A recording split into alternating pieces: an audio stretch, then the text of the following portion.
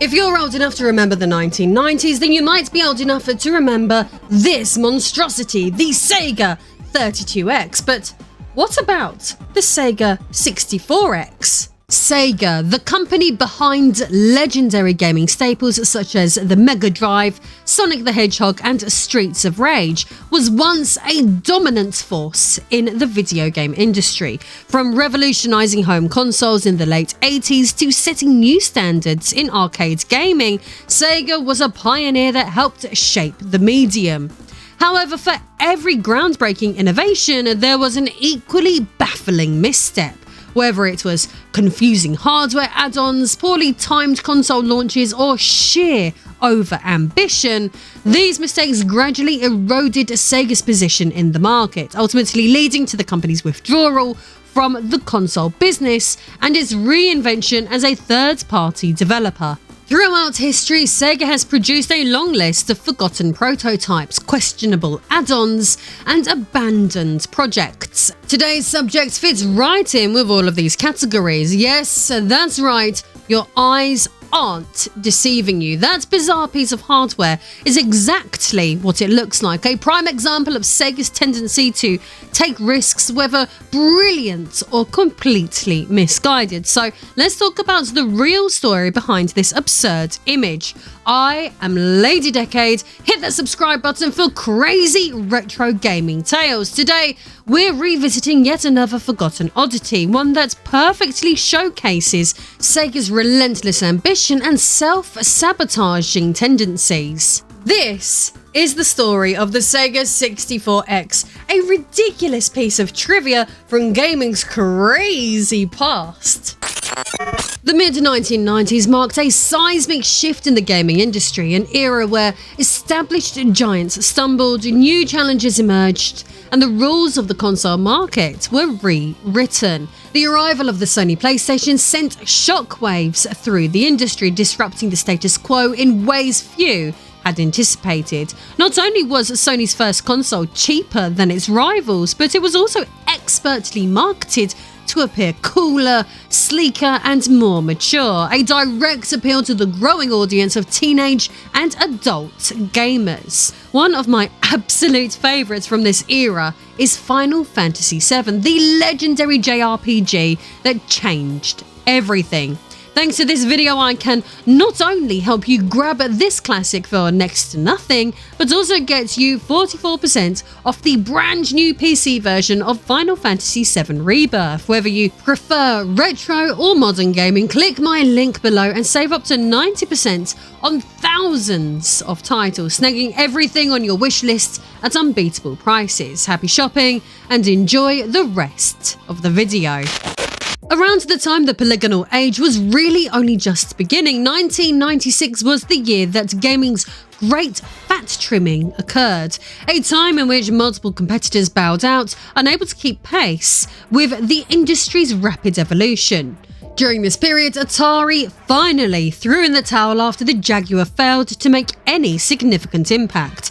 The 3DO company scrapped its upcoming M2 system, abandoning hopes of competing with next-gen consoles, and Philips halted production of the CDI, a system remembered more for its infamously awful Zelda and Mario games than any meaningful contribution to gaming. All this is without even mentioning other bollocks that died around this time, like the 3DFX, Bandai Playdia, and Apple Pippin. It was like a mass extinction event for bad consoles, and who doesn't love a corporate faceplant? As all of this was transpiring, Sony's rise was swift and brutal, leaving many once prominent names in its wake. Even Nintendo and Sega, once the undisputed kings of the console market, suddenly looked outdated and unprepared in the face of Sony's effortless dominance. The most shocking part? Sony had zero experience in the console space, yet they swooped in and claimed the top spot, making their seasoned competitors look out of touch, out of step, and out of luck. The Nintendo 64 was delayed, the Virtual Boy was a spectacular failure, and the Nintendo 64 disk drive was trapped in development hell, draining valuable resources with no meaningful return. As for Sega, well, they were making an even bigger dog's dinner of things. Sega's mid-90s strategy was an absolute mess, a chaotic mix of rushed releases, internal miscommunication, and hardware that nobody asked for. Take the Sega Nomad, for example, a handheld Genesis/Mega Drive that sounded great in theory but floundered on store shelves due to non-existent marketing and abysmal battery life. In fact, it was so bad that most players barely had time to enjoy a gaming session before the thing drained 6 AA batteries like a vampire in a blood bank. But the real disaster came from Sega's home console strategy. Instead of focusing on a single clear successor to the Mega Drive, Sega flooded the market with hardware add-ons and conflicting systems. In what can only be described as a masterclass in self-sabotage, they simultaneously launched the Mega Drive 32X add-on and the Sega Saturn, two products that competed against each other rather than working together. The result? Absolute confusion. Consumers had no clue which Sega system they were supposed to buy, and even Sega's own employees were left scratching their heads. Retailers wanted nothing to do with it, hesitant to stock two competing Sega machines at once, while developers were forced to pick which doomed platform to support. The whole thing was a logistical nightmare, and somehow it only got worse from there. The best way to describe some of the goings-on that transpired would be as complete corporate incompetence. Sega of America and Sega of Japan were communicating so poorly that Sega of America didn't even know the Saturn was on the way. Yep, you heard that correctly. The very people responsible for selling Sega's next generation console in its biggest market had no idea that Sega of Japan was planning to launch it. Let that sink in. To make matters worse, when the Saturn finally arrived, it launched with a horrendous price tag, a full $100 more than the PlayStation. Sensing an opportunity to twist the knife, Sony delivered one of the most savage mic drop moments in gaming history at E3 in 1995. During their press conference, a Sony executive casually walked onto the stage, said $299 and left. That was it. No further explanation, no sales pitch, just a single number. And with it, Sega's fate was sealed. As if things weren't bad enough, Sega's internal chaos became even more apparent with the resignation of Tom Kalinske, the president of Sega of America and the man widely credited with making the Mega Drive Genesis a success in the West. His departure was yet another blow to Sega's crumbling empire, further exposing the company's growing instability. Meanwhile, Sony was dominating the industry, and with every passing month, Sega's future looked increasingly bleak. By the time Tom Kalinske left Sega, the company's downward spiral was already well underway. In a desperate bid to beat the Sony PlayStation 2 market, Sega rushed out the Saturn ahead of schedule, a decision Tom Kalinske strongly opposed. He knew Sega wasn't ready, but Sega Enterprises Limited in Japan allegedly forced his hand. His concerns were entirely justified. The Saturn launched with a weak lineup of games and supply chain issues that meant that many retailers weren't even prepared to distribute it. Worse still, some of the biggest retailers in the US, including Walmart and KB Toys, had no idea the console was coming. Feeling blindsided and insulted, several retailers flat out refused to stock the Saturn, crippling its sales before it even had a chance to compete. As Saturn's failure became undisputable, Sega turned its attention to the Dreamcast, which launched in September 1999 as the company's last stand in the console hardware business. But it is one of the ideas that was discussed between these two major console launches that is most intriguing to us today. While the Saturn's downfall is well documented, what I personally find even more interesting are the bizarre, forgotten experiments Sega cooked up in the interim, the strange prototypes, abandoned concepts, and misguided projects that never saw the light of day. In fact, Sega's history is littered with these, each one a testament to the company's desperation to stay relevant in the mid to late 90s. I would love to revisit some of these classic tales again with you soon, but for now, we're focusing on one of Sega's most bizarre and obscure ideas that was ever thrown around: the Sega 64X. It was an idea that seemed so ridiculous, so unnecessary, that nothing like this could surely ever be released, and yet so perfectly in line with Sega's 1990s philosophy that such a silly concept would be hard to dismiss completely. But to understand why a Saturn add-on was considered, we have to quickly turn our attention to the Saturn itself.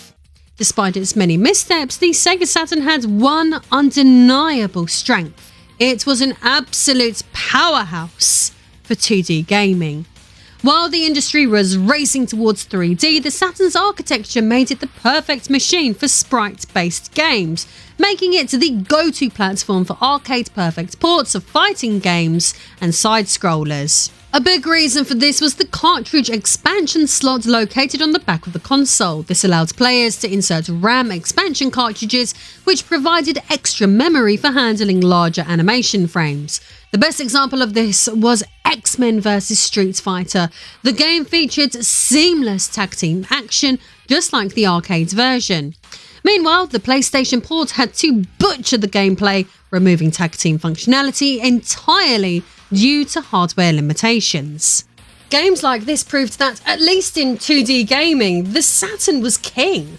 While Sega had carved out a niche in 2D gaming, by this point they knew the industry's future lay in 3D graphics. The PlayStation was already proving to be the superior 3D console, and the Nintendo 64, still on the horizon, was generating massive hype with its powerful 3D capabilities. Sega needed a solution, a way to push the Saturn's hardware beyond its limits. The answer?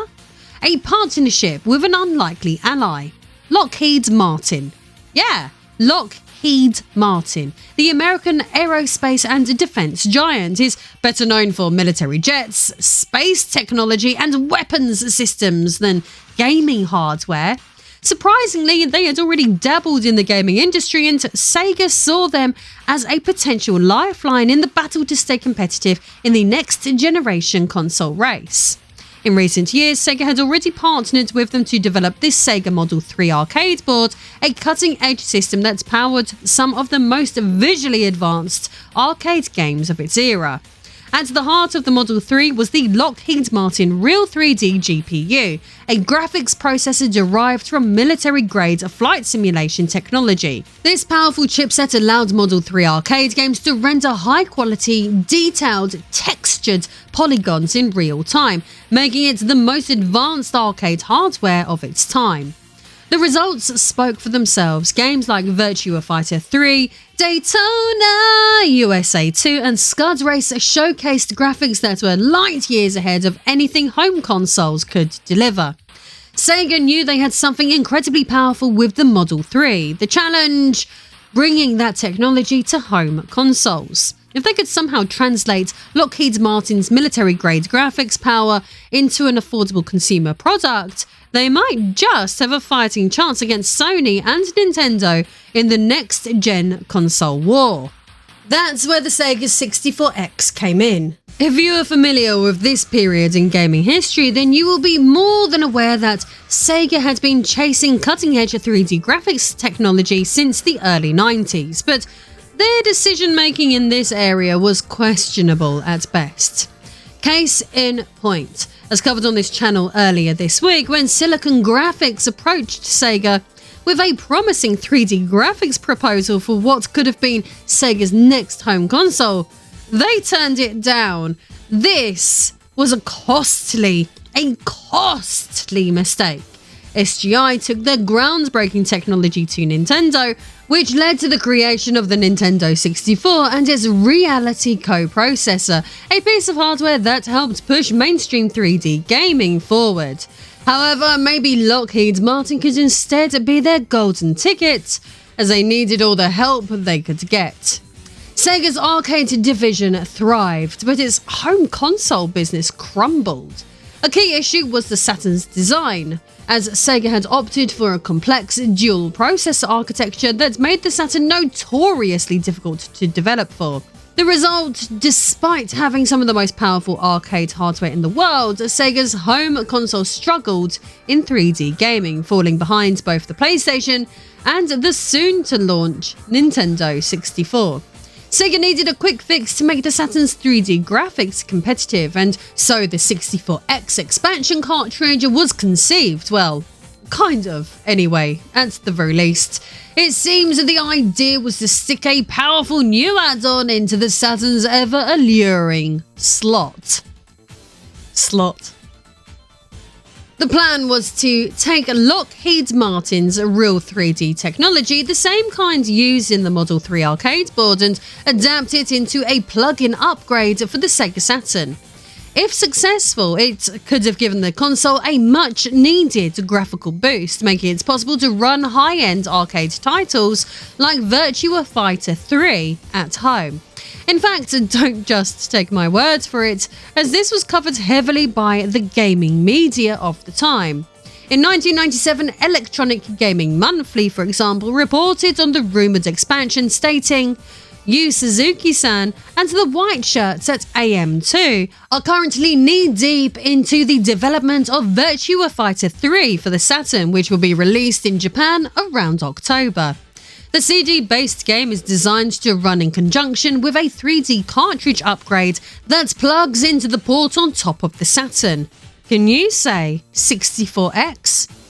While sounding completely ridiculous, the media-christened 64X expansion cartridge was expected to boost the Saturn's 3D graphical output by up to 50%, potentially bringing it closer to the performance of the cancelled 3DO M2, another ambitious but ill-fated gaming system. On paper, the 64X seemed like a promising solution, but for perhaps obvious reasons, it never made it past the planning stage. By the time discussions were happening, Sega was already falling apart. Saturn sales were in freefall, leadership was fractured, and the ongoing power struggle between Sega of Japan and Sega of America had reached its breaking point. With the Saturn's fate all but sealed, Sega knew another bolt-on fix wouldn't be enough to save it.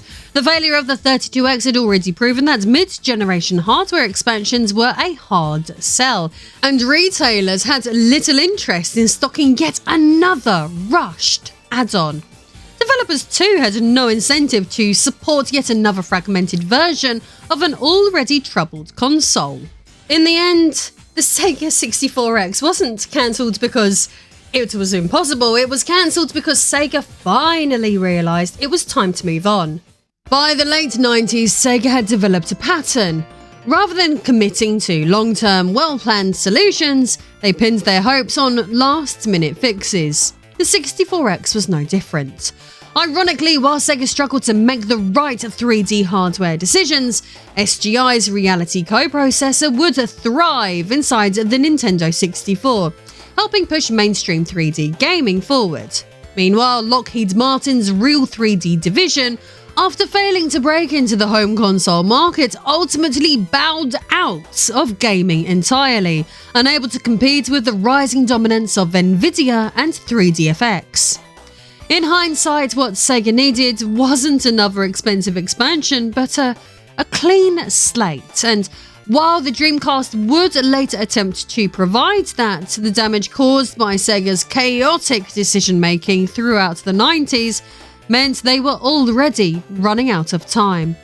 As for that ridiculous image I showed at the start of this video, no, that wasn't a real prototype. It was a joke mock-up by Famitsu magazine, roasting Sega for their never-ending obsession with bolting new hardware onto the poor Mega Drive like some sort of Frankenstein's console. And honestly, can you blame them? After the Sega CD and 32X, the idea of yet another weird add-on wasn't just plausible, it felt inevitable. Even Sega themselves joked that the so-called 64X had a 30% chance of happening, but let's be real, it was probably much closer than they'd like to admit. Like so many of Sega's wildest ideas, the 64X was born from sheer desperation, yet another misguided attempt to duct tape a sinking ship instead of just building a new one. It never saw the light of day, but it remains the perfect monument to classic 90s Sega. Ambitious, reckless, and hilariously doomed from the start. But speaking of classics that actually did manage to change gaming for the better, one of my absolute favourites from this era is Final Fantasy VII, the legendary JRPG that defined a generation. Thanks to this video, I can not only help you grab this classic for next to nothing, but also get you 44% off the brand new PC version of Final Fantasy VII Rebirth. Whether you're all about retro or prefer modern gaming, click my link down below to save up to 90% on thousands of titles, snagging everything on your wish list at unbeatable prices. Or if you want to support what I do in a more personal way, access my behind-the-scenes cosplay library and more by becoming a backer over on Patreon. See you soon.